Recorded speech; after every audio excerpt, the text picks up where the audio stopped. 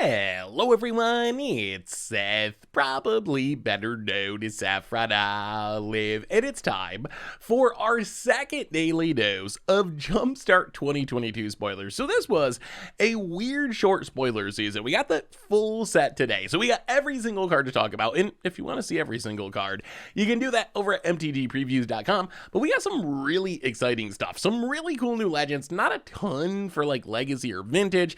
This set, again, it's an Eternal set, so not legal in Pioneer or Modern or Standard, and also for some reason, unlike the original Jumpstart, not coming to Magic Arena according to Wizards. So really, maybe there's something that could sneak its way into Legacy or Vintage, but really it's mostly a set geared towards Commander. The good news is it has some really spicy, super cool new cards that we're about to talk about. Before we do, a quick reminder, if you need some Jumpstart 2022, or really any cards, you can snag them from our awesome sponsor, Card Kingdom, over at cardkingdom.com/MTGGoldfish. Even get a free goldfish sticker, just let them know you want one in your order notes, and they'll hook you up.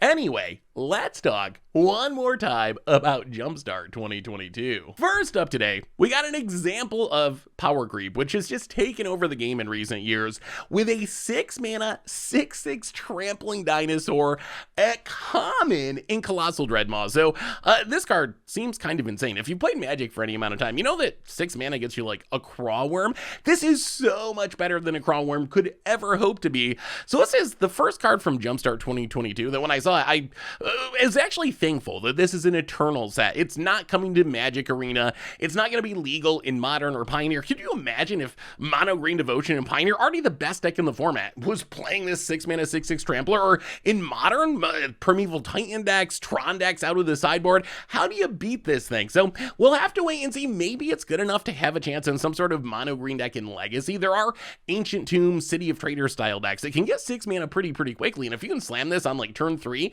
I don't know, what's your opponent gonna do? So worst case, I think, ends up probably an all-star in Dinosaur Commander decks, but a really jaw-dropping example of how power creep has just taken over Magic. We also got a pretty interesting new Merfolk Sea Creature Scry Matters Commander in Kenessos, Priest of Thassa.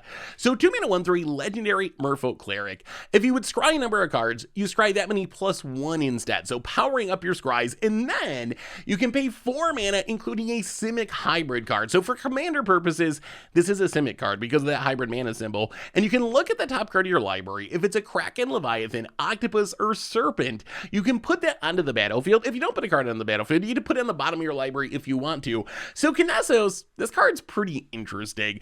I love efficient commanders. At only 2 mana, this comes down early, so I think the idea of building around this is you want to be like Sea Monster / Scry. So you run out your Kenessos, you start doing your bonus scrying to find what you need, set up the top of your deck, and then set a huge sea creature on top that you can slam into play for just 4 mana. So we've seen a couple other Scry Matters commanders in the somewhat recent past. This is a relatively new addition to the game, but like Elgith or Elminster, because Kenessos is Simic, you can't just jam it into the 99 of these decks. I guess if you're playing Elgith with a green partner, you can, but the color identity thing is a bit weird. But you could just build this as Simic Scry Matters if you wanted to, although really the flashiest part of this card is definitely being able to cheat a sea creature into play on the cheap. We see a few sea creature commanders that are somewhat popular in Commander. Runo Stromkirk is probably the most popular now. Otherwise, people mostly just play a big serpent like a Coma or a Sai, and then put a bunch of sea creatures in their deck. I like that Kenessos is a Simic Sea Creature Matters commander that actually does something with sea creatures. You're not just playing like a random Asai or Coma at the front of your deck. You actually have a payoff, and it's a pretty strong payoff. It's essentially a upgraded impromptu raid. 4 mana to be able to jam something into play is actually pretty scary when you consider that sea creatures are massive. You're talking 8 mana like Stormtide Leviathans, Comas, Hullbreak Horrors. Kenessos putting them into play potentially at instant speed is a really powerful effect. So if you want to build a Quest for Ula's Tempo meme style deck, Kenessos is the perfect commander there. And I gotta say, I love how its abilities kind of work together. The extra scrying lets you set sea creatures on the top of your deck and set up your turns, and then you can use that second ability to be able to dump those sea creatures into play. Plus, in Simic, there's plenty of ways to control the top of your deck. You got lots of scry cards. Green has tutors like Worldly Tutor that can just put your best sea creature on top of your deck for a single mana. You can use stuff like Sensei's Divining Top. So I think Kenessos, actually a pretty fun commander. If you want to build Sea Monster Tribal, Kenessos is a really, really sweet leader. There's not a super strong connection between sea creatures and scrying, but if you think of that first ability as a way to find sea creatures to put on top of your deck to jam into play for just 4 mana, I think that Kenessos actually a pretty powerful card at just 2 mana. We also got Alandra Sky Dreamer, a new mono blue Merfolk wizard legend. It's a 4 mana 2/4. It says whenever you draw your second card each turn, you create a 2/2 Drake creature token with flying, and then whenever you draw your 5th card each turn, it and Drakes you control get +X until end of turn, where X is the number of cards in your hand. So this is kind of a interesting card. It's very similar to a commander we got about a year ago, which is Min Wily Illusionist. Min kind of cares about the same thing. When you draw your second card, you get an illusion, but then you have these illusion synergies where if your illusions die, you get to do things. So the difference here is Alandra doesn't really care about creature types. Min is kind of like an illusion tribal / draw 2 cards a turn commander.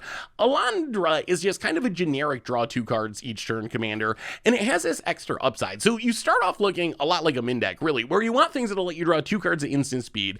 So you can be getting these Drakes not only on your turn, but during your opponent's turn as well. So card draw like Perilous Research, Frantic Shores, Thirst for Discovery, anything that's draw 2 at instant speed, gonna be really, really good because you just cast it during your opponent's turn and you get a Drake and you can snowball. But then where Alandra gets really scary is when you draw a bunch of cards. So I think what you really want to do is you start off in the early game, getting down to your commander, drawing 2, making Drakes, and then you untap on one of your turns and you Windfall, or you Blue Sun Zenith, or you Silver Scrutiny to draw more than 5 cards in a turn. And because you're going to have 5 cards from at least from your card draw spell and whatever you had left over in hand, there's a good chance that you're going to turn all your creatures into 10/10s or something, 15/15, some massive number. And since they all have flying, except for Alandra itself, you probably at least kill one person or just kill the table. So if you like drawing huge bursts of cards, Alandra is actually kind of the perfect commander for that. You just draw as many cards as possible, and eventually it rewards you for winning the game. So a really interesting card draw tribal commander. I think maybe a little less interesting overall than Min, because I like how Min kind of pushes you into illusions, which is an underappreciated tribe.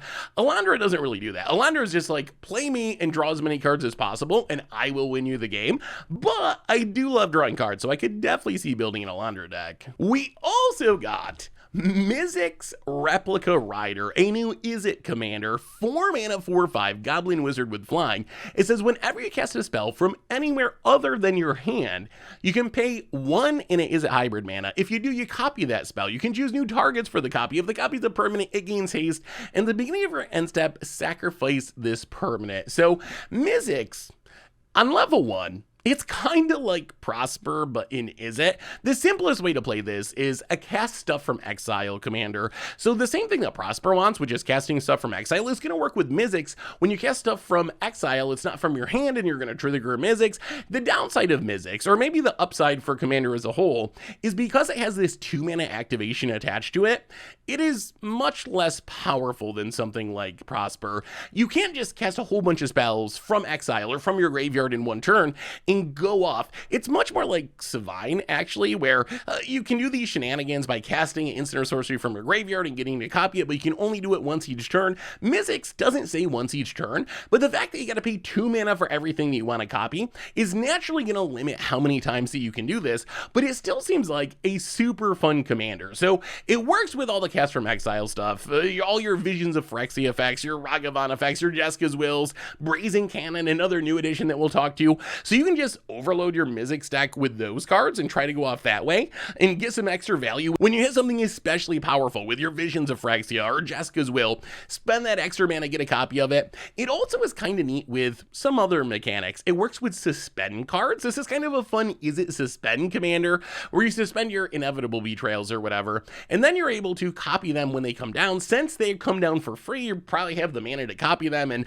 getting like double bribery with an Inevitable Betrayal actually seems pretty sweet. Also works with flashback spells. You're casting those from your graveyard, Snapcaster Mage effects, pseudo flashback effects. Also really sweet with like Chaos Wand or Wand of Wonder. Although again, when it comes to these things, the mana really starts to add up. Like Chaos Wand is already pretty expensive, considering the risk that goes into it, where sometimes it's like absurd, other times you hit a Cultivate or a Painful Truce and nothing happens. So needing 4 mana to activate these cards, and then 2 more for Mizzix, it is a very, very mana hungry commander. As far as playing this in the 99, there's some options there as well. It kind of combos with Eruth. Eruth just turns all your cards into exile, so you're able to essentially copy anything that you would draw with Mizzix. Works with suspend commanders like Joyra of the Gitu. Imagine like suspending some big Eldrazi, and then Mizzix copying it for just 2 mana when it comes down and getting 2 of them. Also works in Cascade decks. Cascade is cast from exile, so it's not being cast from your hand, so then you can copy anything that you cascade into. So I think that Mizzix, it's a little safe, like because it has that 2 mana activated cost, it's going to be hard to go infinite with, but just as a value-y copy stuff commander, I really like this card. This is one of my favorite commanders from the set, and it seems like it should be super fun to build around, even though it's more of like a sweet value commander rather than a broken combo commander, but again, I think that's probably a good thing. We also got Brazen Cannonade, which we talked about a minute ago. This is another cast from exile card, so 4 mana enchantment.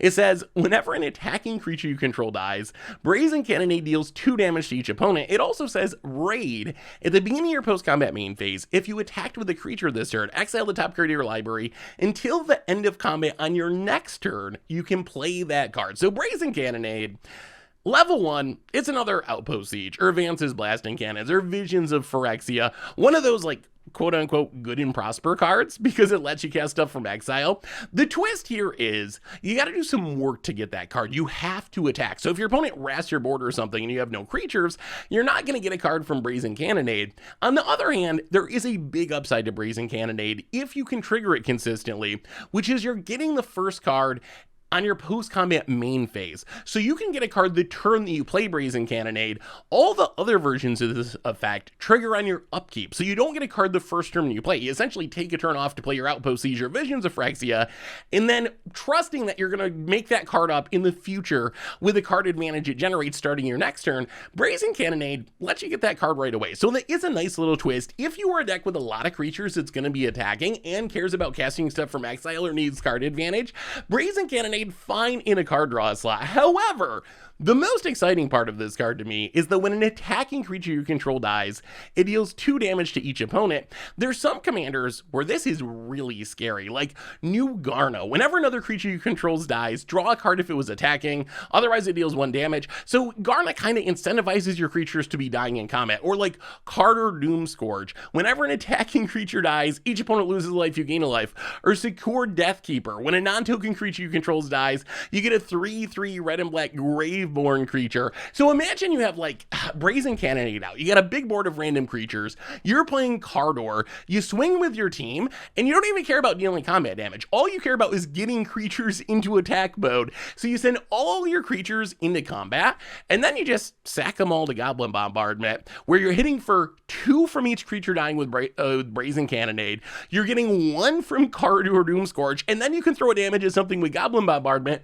You don't need that many creatures when every creature dying is 4 damage to literally just burn the entire table out of the game. So I'm actually like kind of hyped to play this in some sort of like Cardor, maybe token deck, Garna aggro style deck. So to me, that's the most exciting part, where you can do these weird mid-combat aristocrat sacrifice synergies that can potentially just literally win you the game in 1 attack if you can build a big board. So Brazen Cannonade, kind of a weird Outpost Siege that requires a little bit of work, but also a really exciting combo piece for aristocrat style decks that are down with sacrificing creatures during combat. We also got Bountiful Hydra, a card that, if it was legal in Modern or Pioneer, I think would actually see play. It's a double green and X 1/1 Hydra. It says it enters the battlefield with X +1/+1 counters, and then if 1 or more +1/+1 counters would be put on another creature you control, put that many +1/+1/+1 counters on it instead, and then you can tap it and remove a counter from it to put a counter on another target creature, except because of its other abilities, you technically put 2 counters on that creature. So Bountiful Hydra, It's essentially hardened scales on a body that scales like a Hungering Hydra. I know it's double green in X, but remember it's a 1/1. Most of these like single green in X Hydras, they're 0/0, so it actually scales exactly the same as most of the other Hydras. And then it's like a super powered scrounging Bandar where you can remove the counters from it and put it on other things. But then because it's a hardened scales, you're making those creatures really, really big. So this seems like a really crazy card for +1/+1 counter themed decks. It can be really, really big. It's got a pretty exciting ability. Plus it works like a hardened scales. A hardened scales on a big body is exactly what +1/+1 counter decks want. So as far as where you play this card, Expel Matter decks like Xeraxa or Magnus Luciacane, these just care about big Expels. Xeraxa is probably even the best because it's also a Hydra, so you get the Hydra tribal synergies. +1/+1 counter decks like Skullbriar or Swarmlord or Vorinclex could also take advantage of it. So Bountiful Hydra, it's just a really cool card. If you're playing a counters deck, a Hydra deck, an Expel Matters deck, and preferably a deck that cares about all those things, like when you got your doubling seasons and all these synergies going on, it can actually be a really powerful card. So I think this card actually has a lot of homes in Commander, and I really wish this one was actually legal in Modern and Pioneer because it actually could do some work there as well. We also got Auntie Blyte Bad Influence, which I gotta say, biggest miss of the set. I love the card, but this is the devil on the shoulder. It is a devil advisor literally sitting on someone's shoulder, whispering in their ear. The problem is we didn't get the counterpart. There's supposed to be an angel on the other shoulder telling you the opposite. So a big miss flavor-wise, not to have the white version of this and maybe have them partner or something. Like, oh, it could have been so sweet. But the card itself is pretty cool. So Auntie Blyte, 3 mana 2/2 legendary devil advisor. It is flying, and it says when a source you control deals damage to you, put that many +1/+1 counters on it, and then you can pay 2 tap it, remove X +1/+1 counters from it to deal X damage to any target. So Auntie Blyte, I'm actually super hyped to build around this as a commander. It does some really sweet things. So how do you damage yourself to grow your Auntie Blyte and play this like mono red Voltron deck? Well, step one is your mana base. Barbarian Ring, City of Brass, Ramanamp Ruins, Mana Crypt if you're a big spender. These are all sources of mana that can also damage you. So you tap your City of Brass, yeah, you're taking a damage, but you're also growing your Auntie Blyte into a bigger threat, and then eventually you can turn on the removal mode if you want to. And then there's these like mass damage effects. Once you start growing your Auntie Blyte a little bit, you can like Earthquake and sweep away the board and also add 5 counters, 10 counters to it because you're going to be taking a bunch of damage. Pyrohemia, 1 mana to ping everything, is also going to grow your Auntie Blyte. Roiling Vortex, pinging you and everyone on their upkeep. Mana Barbs, any of these repeatable damage effects are going to let you grow Auntie Blyte really, really quickly. However, there are 2 cards in specific that make me really want to build this deck. These are the scariest cards with Auntie Blyte. So here's what I'm envisioning. Turn 2, you play your Lightning Greaves. Turn 3, Auntie Blyte, put the Lightning Greaves on it to give it some protection. And then turn 4, Wheel of Misfortune, pay all of your life, bid as high as possible, going down to 1 life. You're going to take 39-ish damage, but that's going to put 39 counters on Auntie Blyte, and you can just one-shot someone. And honestly, you don't even really need to go that far. All you really need to do is get it to be a 21/21, so 19 damage, and you could start one-shotting people with commander damage. The other card, and I love this card, and no one ever plays this card, is Volcano Helion, one of my favorite tricks with Stuffy Doll shenanigans, which is probably one of the best ways to build your Auntie Blyte. The self-damage style deck, throw in your Brash Taunters, throw in your Stuffy Dolls, but Volcano Helion, it comes into play and it can deal any amount of damage to you and to target creature. So you can Auntie Blyte on turn 3. On turn 4, Volcano Helion, take 19 damage, deal 19 damage to one of your opponent's things to kill it, grow your Auntie Blyte into a 21/21, and just smash someone to death on turn 4. So it has this weird aggro Voltron commander that's going to encourage you to play cards that you usually wouldn't play in any other deck. I think Auntie Blyte is actually super exciting. This is one of the commanders I'm most hyped to build around. Also, as I mentioned before, seems like a really nice leader for the Stuffy Doll style decks. If you want to build the self-damage style decks, I think Auntie Blyte, a really flavorful and pretty powerful way to lead that deck. We also got a new Boros commander, an Agrus Kos Eternal Soldier. So a 4 mana 3/4.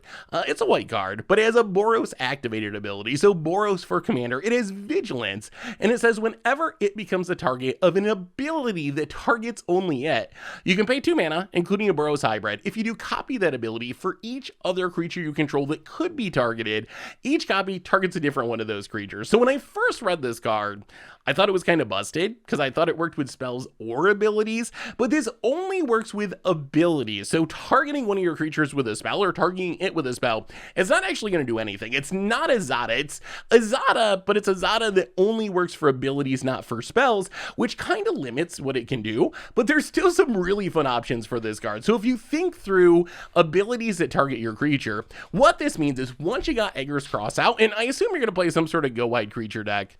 Hey, baby. How are you, bub? So I think what you want to do, play some creatures, get down your Agrus Kos, and then you can, like, Heliod Suncrown, 2 mana to give a creature lifelink. Well, if you target your Agrus Kos, you can pay 2 more mana and give your entire team lifelink. Maybe my favorite shenanigan, Atakar Valkyrie. This was a card that used to be a staple in the early years of Commander, but no one plays it anymore. A big angel that has an ability where you can tap it to make it so when target creature other than Valkyrie goes to the graveyard this turn, you return that card to play. Well, if you got Agrus Kos out, you can add a card Valkyrie it, pay the 2 mana, give your entire team that ability, and then either do like Aristocrat shenanigans or just fizzle a Wrath because all your creatures are coming back. Speaking of fizzling Wraths, Deathless Angel, 2 mana creature becomes indestructible. You can copy that for your whole team. Zealous Conscripts. I know this one looks a little weird, but when it comes into play, you can gain control of target permanent and you untap it and give it haste. You can target your own permanents with this. So Zealous Conscripts, targeting Agrus Kos, pay the 2 mana, essentially just gives your entire team haste and untaps all your stuff. Mother of Runes protects everything. Duelist Heritage gives everything double strike. Brash Taunter, you can fight your Agrus Kos, and then Brash Taunter will fight the rest of your team and then throw a ton of damage at whoever you want with Brash Taunter's ability. Also seems really sweet with effects that can copy creatures, like Duke Alder Ravenguard might be one of the best homes in the 99 for Agrus Kos. At the beginning of combat on your turn, another target creature you control gains haste in Myriad. If you do this on Agrus Kos and pay the 2, you give all of your creatures haste in Myriad. So you're going to be getting copies for each opponent when they attack. It's going to be insane. Flame Rush Rider, just a ton of copies of everything. Jaxus, for 1 mana and discarding a card, can copy your entire team. And then when they die, you get blitzed and you draw a ton of cards. So those are some other really good shenanigans for this card. The other way I think you could play this is as a Blink commander or in a Blink deck. You just got to be careful about what Blink spells you choose. Like Ephemera, it's a spell, so targeting Agrus Kos with it does nothing, but Touch the Spirit Realm, channeling it is an ability rather than a spell. So if you touch the Spirit Realm, you blink out your Agrus Kos, pay 2 extra mana, blink out the entire rest of your team. There's also creatures that blink, like Restoration Angel is not a spell, it's an ability. You target your Agrus Kos, you can blink your entire team, but maybe you play some sort of like Preston style deck with Agrus Kos as your weird Blink commander. Just make sure you choose the Blink spells that are not spells but actually abilities. So Agrus Kos, pretty neat design. Think of it like a Zada for abilities. Yes, again, you got to pay that 2 mana, which seems to be the safety valve that Wizards put on these cards to make sure they're not too insane. But even with that safety valve, if you build your deck around Agrus Kos, it can be a really, really sweet, unique, super fun commander. We also got Ogre Battlecaster, a 3 mana 3/3 Ogre Shaman with first strike. When it attacks, you can cast an instant or sorcery card from your graveyard by paying double red in addition to its other costs. If a spell be put into the graveyard, exile it instead.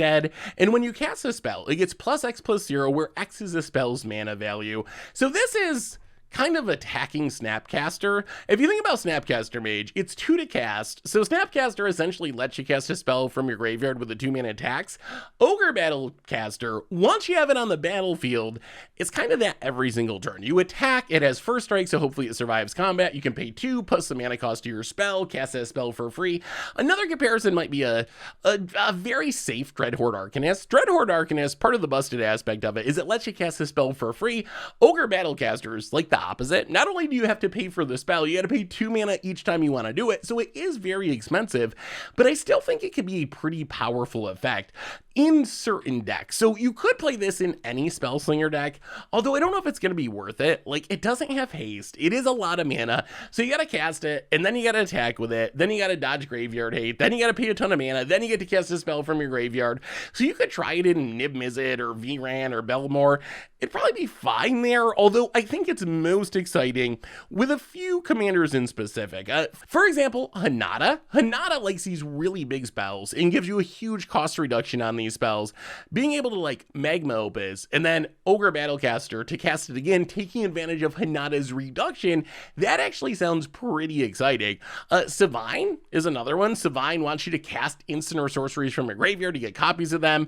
Ogre Battlecaster just lets you cast stuff from your graveyard. So if you're getting 2 of each spell that you battle cast, it's much, much better and more efficient than 1. Also interacts interestingly with Feather. Feather, when you cast an instant or sorcery that targets one of your creatures, you exile it instead of putting it into the graveyard, and then you get it back to your hand.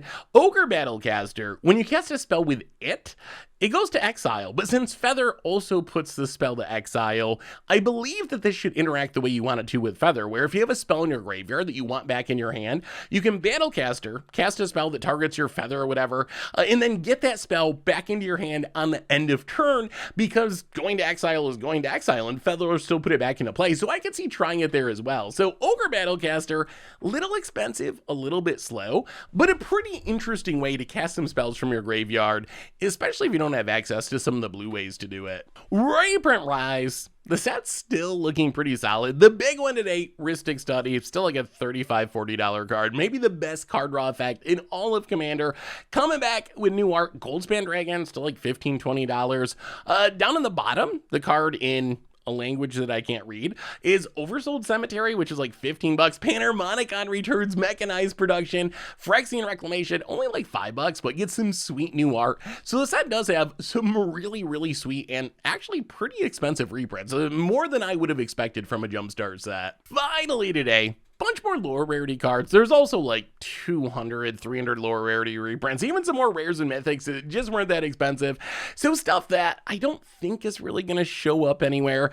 Considering the set isn't coming to Arena, it isn't legal in Modern or Pioneer, it's pretty much like Legacy or Vintage or Commander, and if you want to toss these cards into your Commander deck, go for it. None of them are like absolutely horrible. I think most of them are just not quite good enough to be all-stars, although Deadly Plot is kind of sweet. 4 mana instant speed, destroy a creature, planeswalker, or reanimate a zombie. Not bad. 4 mana instant speed reanimation is kind of decent, especially with removal attached, so I could see throwing that in a zombie Commander deck. But you can check out all this stuff in the entire set over at MTGpreviews.com. Anyway, that brings us to the end of our daily Jumpstart spoilers. It was a weird short spoiler season, only 2 days, so that's a whole set. What do you think? Now that you've seen it, are you buying singles? Are you buying a box? Are you ignoring this set altogether? Where are you at with Jumpstart? What are you most hyped for? Let me know in the comments. Thanks for watching, everyone. I hope you enjoyed it, and I will be back. I think next spoiler season, as far as we know, is after the holidays for Phyrexia, our next premiere set. So I'll be back in a bit with more spoilers. Until then, everyone, have a great day. Have a happy Thanksgiving if you're celebrating it, and I will talk to you soon.